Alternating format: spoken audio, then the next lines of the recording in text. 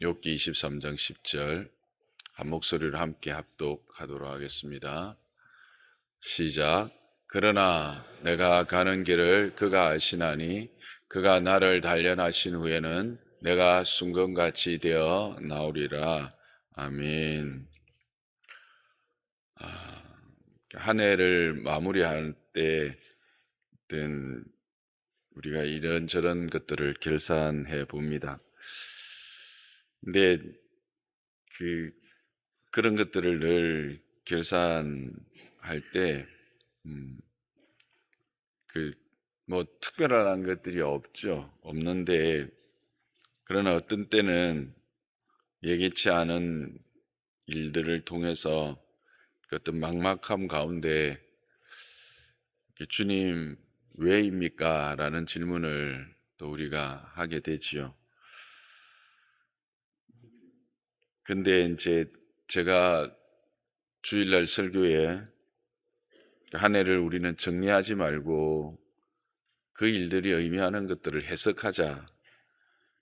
그래서 하나님 앞에 서자 이렇게 했는데, 근데 우리의 삶에는 해석되어지지도 않는 그런 일들이 있다는 겁니다. 우리가 생각하거나 우리가 예상하거나 우리가 기대하거나 소망하는, 아니 또 우리가 결코 있어서는 안 되는 일이라고 생각하는 그것들도 우리 안에서 일어날 수 있다는, 그런 극적인 일들이 종종 발생한다라는 거죠. 그게 이제 우리가 그런 모습들을 제일 잘 볼 수 있는 게 이게 욥의 모습인 것 같습니다. 욥 1, 2장은 우리가 다 아는 것처럼 온전하고 정직하여서 하나님을 경외하며 악에서 떠난 자라고 하는, 이게 사람의 판단이 아니잖아요. 사람의 말이 아니거든요. 하나님이 하신 말씀이에요. 그런데 어떻게 됩니까? 그의 삶이 하루아침에 다 무너집니다. 재산 날아가는 건 문제가 아닙니다. 자녀들이 다 날아갑니다.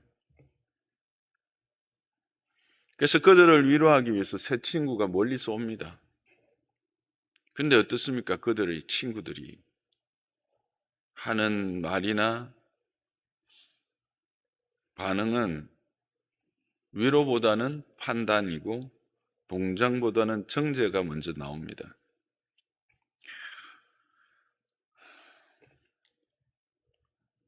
여기서 우리가 좀 적용을 해볼 게 있는데, 그게 뭐냐면, 우리가 어떤 상황이나 어떤 환경이 있을 때 위로보다 판단, 동정보다 정죄가 먼저 나오는 그 이유가 뭘까를 또 깊이 생각해 보면, 그런 밑바닥에는 두려움이 있다라는 거예요. 사랑이라는 이름으로 그 사람에게 가서 접근하지만 결국은 그 사람의 상황을 판단하고 정죄하게 되는 것에는 두려움이 있는 거죠.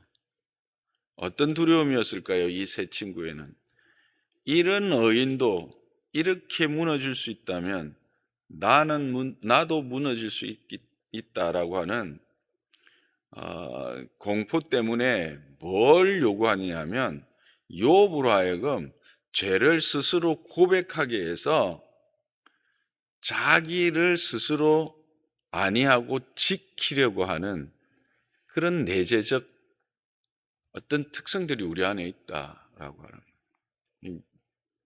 저도 그런 어떤 사건이나 어떤 일들이 일어나면 거기에서 뭔가를 일단 문제를 찾으려고 해요. 제가 T라서 그런지 모르겠는데 문제를 찾고 이유를 발견해서 어떤 타당한 것을 자꾸 찾아내려고 해요. 그 왜 그럴까요? 내가 위로받으려고 그러는 거예요. 그리고 내가 그런 어떤 두려운 공포에서 나는 그렇지 않다 라고 하는 것을 항변하고 싶은 우리의 내면에 참으로 어린아이가 앉아 있는 거죠. 그렇게 친구들이 몰아갈 때 오늘 이 대답을 욥이 합니다. 그래, 나도 답답하다. 위를 봐도 아래를 봐도 땅을 봐도 하늘을 봐도 뒤를 돌아봐도 앞을 봐도 나도 하나님께 좀 묻고 싶은데 하나님 없더라. 모르겠더라. 안 만나주더라. 근데 내가 확신하는 거는 그가 내 길을 안다. 그건 나 안다. 그리고 결국은 그가 나를 단련하시고 결국 나를 순금같이 되게 할 것이다. 라고 하는 오늘 우리가 읽었던 말씀을 이제 고백합니다.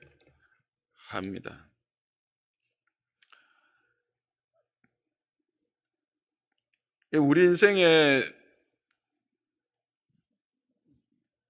그래도 우리가 잡을 수 있는 참 소망과 희망이 바로 이제 이것이죠. 정말 뒤를 돌아봐도 봐도 하늘을 봐도 하나님을 찾을 수 없다는 거예요. 그런데 분명한 것은 그가 내 길을 아신다라는 겁니다.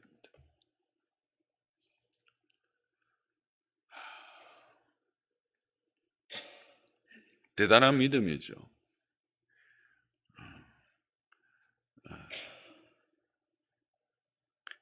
그런데 이제 여기에서 우리가 또 한 가지 생각해 봐야 될 것은 여전히 이 말이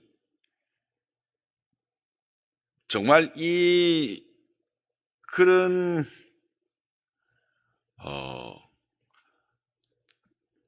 믿음의 고백만일까 하는 또 생각도 하는 겁니다. 그게 무슨 말이냐면 내가 무죄함을 변론하고 싶은 거죠. 근데 그 변론하는데 그 변론이 하나님을 향하면서도 자기 의가 그대로 남아 있는 겁니다. 여기서 우리가 생각하게 되는 것은 우리가 입술에 아름다운 고백들을 할 때가 많습니다. 그렇죠.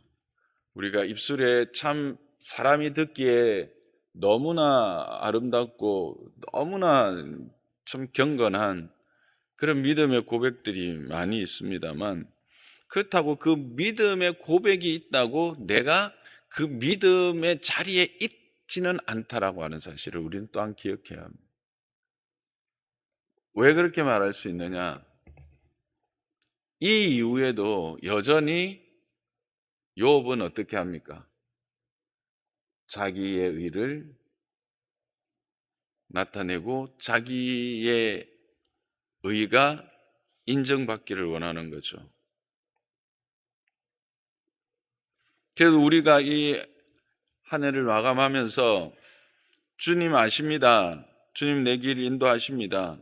라고 말하면서도 우리 속으로는 이렇게 붙들 때가 있습니다. 그래도 주님 내가 그때 옳았지 않습니까? 그때 내가 틀리지 않지 않았습니까? 그때 하나님이 제 억울함을 인정해 주셔야 했지 않았습니까? 하나님 제게 설명해 주셨어야죠.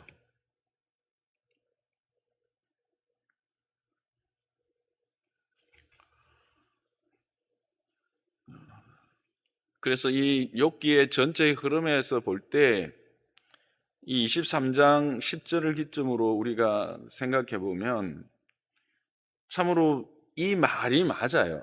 하나님은 아시고 단련하시고 순검이 되게 정련하시죠.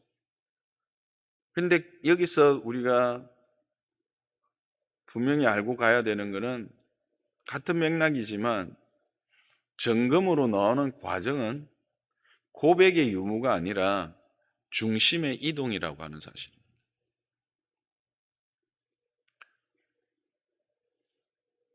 그래서 하나님이 결국 욥을 어디로 데리고 가십니까?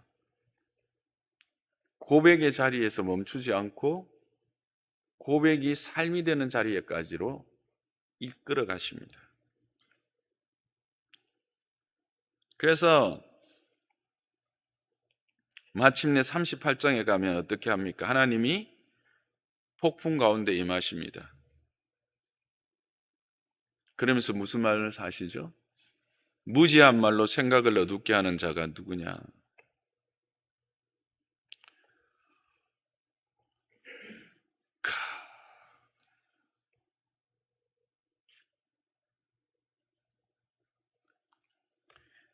그 하나님을 보여주십니다. 하면서 묻죠. 너 거기 있었니? 너 이거 아니? 이게는 뭐 혼내는 걸까요? 아닙니다. 네가 섬기는 하나님이 어떤 하나님인지 너가 정말 바로 알고 있느냐는 거예요. 얼마나 크신 분인지를 알고 있느냐고 묻고 계시는 거예요. 광명도 흑암도 이게 뭘까요? 우리의 삶에 아주 밝고 빛난 부분도 그가 계시는 곳이지만 우리의 그 어둡고 캄캄한 그 흑암의 길에도 그가 동일하게 계신다라고 하는 사실.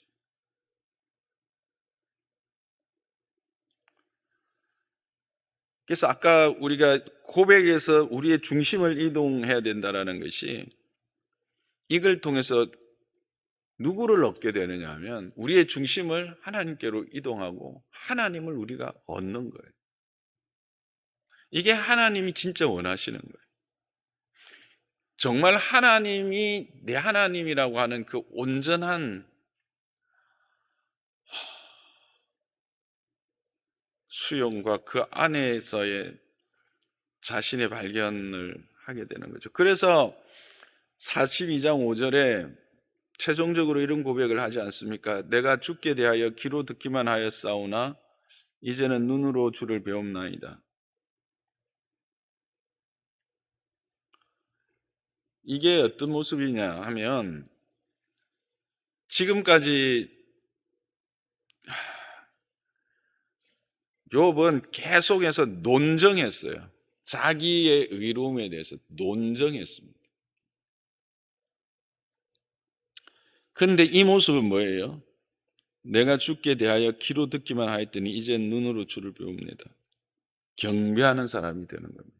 그러니까 우리에게 원하시는 또 우리가 정말 그 하나님 앞에서의 어떠한 자여야 하는가는 우리가 어떤 것에 대해서 논정하거나 인정받거나 이런 게 아니라 우리의 궁극적인 존재는 경배에 있다라는 거예요. 그분과의 관계, 온전한 관계 안에서의 그분의 경배하는 사람이 된다라는 거예요. 그게 지금 욥기를 통해서 흘러가고 있는 거예요. 자기 의에 확신해서 하나님의 크심 앞에 겸손과 회개로 옮겨가고 결국은 경배의 자리로 들어가는 거예요. 우리 예배 이렇게 이야기할 때 이 예배가 얼마나 소중하며 예배가 얼마나 우리 삶의 가장 큰 은혜의 자리인가를 또 그게 얼마나 놀라운 일인가, 예배할 수 있다는 게 얼마나 놀라운 일인가라고 하는 것들을 이런 차원에서 살펴보면 이게 그냥 우리가 모여가지고 그냥 같은 신앙 고백하고 그냥 같은 곡조에 맞춰서 노래를 부르고 그냥 말씀을 듣는 정도가 아니라 이 경배의 의미는 이와 같은 이제 내가 온전히 하나님 앞에서 내 존재를 내려놓고 그 하나님의 그 존재 앞에 나를 드리는 바울이 말하는 바 거룩한 산제물로 드려지는 그런 자리. 그래. 그래서 예배를 하나님이 기뻐하시는, 하나님이 기뻐하신다, 예배를 기뻐하신다라고 할 때 그 예배는 바로 이런 예배인 것 같아요. 근데 물론 여기서 또 놓치지 말아야 될 게 뭐냐 하면 이 과정이 없으면 안 돼요. 그러니까 이 과정을 우리가 무시하고 여기서 여기 땅 했는데 딱 여기에 점핑? 아니, 이 욥기를 통해서 우리에게 보여주시는 거예요. 그런 거죠.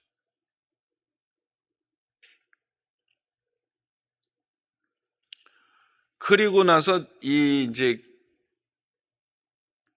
구체적으로 그의 어떤 경배의 모습으로 하나님 앞에 굴복하지만 또 다른 그 경배의 관계가 친구들에게도 나타납니다. 제 십자가라고 하는 것이 제가 자주 말씀드렸듯이 하나님과의 관계를 회복시킨과 동시에 수평적인 사랑과의 관계를 회복시켜 주는 것으로 나타난다 그랬잖아요.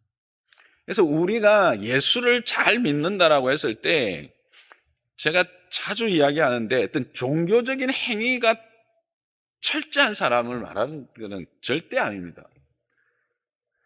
종교적인 행위와 함께 수평적 행위가 반드시 따라야 돼요. 그래서 그가 결국은 42장 10절에 친구들을 위해서 기도합니다. 왜 하나님께서 그 친구들을 경책했잖아요. 그랬을 때 42장 10절 한번 보실래요? 재미있습니다. 욥이 그의 친구들을 위하여 기도할 때 하나님이 욥에게 어떤 일이 일어나게 하십니까? 욥의 공경을 돌이키십니다. 너무 재미있지 않습니까? 아니, 재미있다고 표현해야 되나요? 너무 놀랍지 않습니까?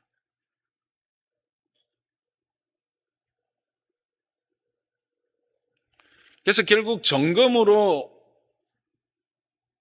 되어지는 것은 하나님과의 관계만으로 끝나는 게 아니라는 거예요. 그것은 한 걸음 더 나가서 타인에 대한 나의 성숙함을 드러내야 돼.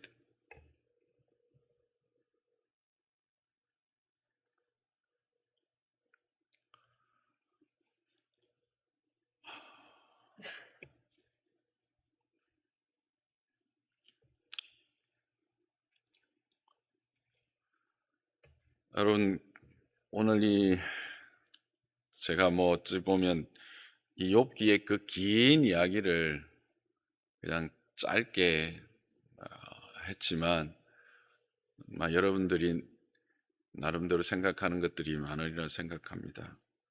한 해의 끝에서 우리가 확신하고 드려야 될 고백은 주께서 내 길을 아시고 나를 정금같게 하실 것이다라고 하는 이 분명한 믿음의 고백입니다.